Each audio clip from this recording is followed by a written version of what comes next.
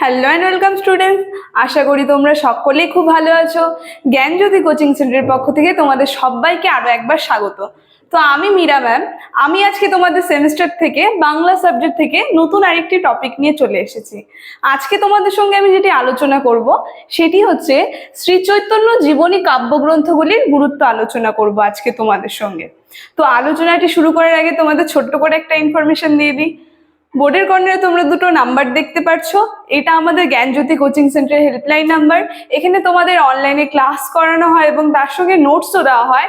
তোমরা যদি অনলাইনে ক্লাসে যুক্ত হতে চাও এবং নোটস পেতে চাও তাহলে অবশ্যই নাম্বার দুটির সঙ্গে যোগাযোগ করো। তাহলে বেশি কথা না বাড়িয়ে আমি আমার আলোচনাটি শুরু করছি। প্রথমেই বললাম আজকে তোমাদের সঙ্গে যেটি আমি আলোচনা করব সেটি হচ্ছে চৈতন্য জীবনী যে কাব্যগ্রন্থগুলি আছে সেগুলির গুরুত্ব নিয়ে আলোচনা করব। প্রথমেই বলি যে চৈতন্যদেব যিনি ছিলেন, মধ্যযুগে যে সাহিত্য ছিল সেই চৈতন্যদেব যখন জন্ম হয়েছিল তাকে কেন্দ্র করে তার জীবনের যে ঘটনা সেগুলিকে কেন্দ্র করে বিভিন্ন গ্রন্থ বিভিন্ন বৈষ্ণব কবিরা লিখেছিলেন তার জীবনী সম্পর্কে।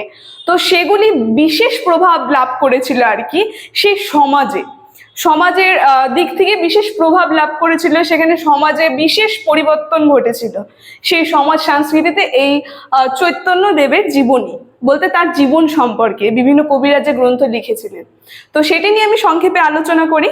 আলোচনাটি আমি শুরু করছি, তোমরা একটু খাতায় লিখে নিবে। হ্যাঁ, আমি মুখে আলোচনা করছি, এটা লিখে নিবে, তোমরা পরীক্ষায় গিয়ে এটাই লিখে আসবে।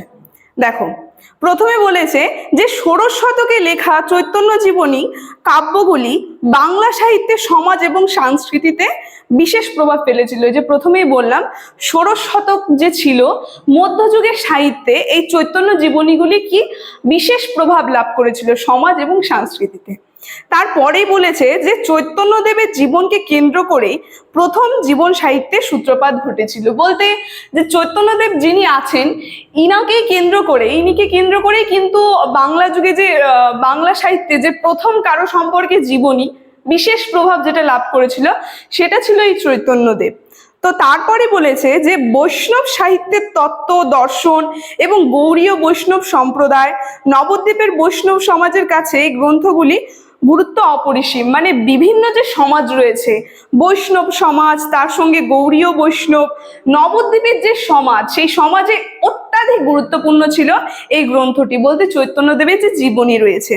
তারপরে দেখো বলেছে শুধুমাত্র বৈষ্ণব তত্ত্ব নয়, মানে তার যে জীবন যে ঘটনা, তার জীবনীগুলো যে গ্রন্থটি সেগুলি শুধুমাত্র বৈষ্ণব তত্ত্ব নয়, তার থেকে আরো অনেক কিছু জ্ঞান নেওয়া গিয়েছিল। যেমন বলেছে দেখো, উঁচু নিচু জাতপাতের ধর্মীয় ভেদাভেদ লুপ্ত করে এক সামগ্রিক মেলবন্ধনে সেতু গড়ে তুলেছিলেন এই কাব্যগুলি।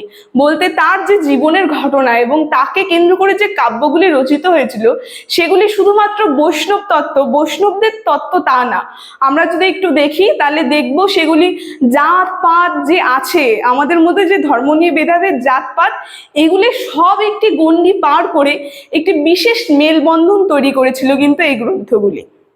তারপরে কি বলেছে দেখো, বৃন্দাবন দাসের কাব্যে ষোড়শ শতকে বাংলা সমাজ রাজনীতি এবং অর্থনীতির বহু চিত্র মেলে। বলতে বৃন্দাবন দাস যে লিখেছিলেন, আমি প্রথমে বলে দিই, একটা হচ্ছে চৈতন্য ভাগবত, যেটা চৈতন্যদেবের জীবন কাহিনী প্রচুর বিখ্যাত ছিল, যেটি বৃন্দাবন দাস প্রথম লিখেছিলেন।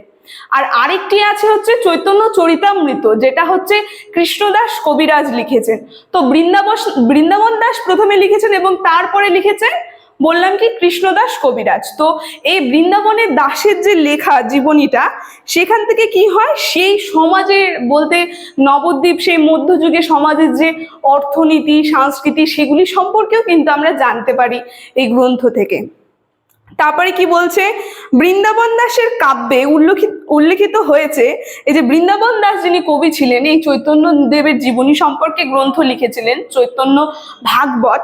সেখানে কি ছিল দেখো, ধর্ম কর্ম লোকে সবে একমাত্র জানে, মঙ্গল চণ্ডীর গীতে করে জাগরণে, দন্ত করি বিশ্বহরি পূজে কেন জনে, পুণ্ডলি করে হে কেন দিয়া বহু ধনে। বলতে মানে সেখানকারই একটা সেই গ্রন্থেরই একটা গীত এখানে কিন্তু তুলে ধরেছে।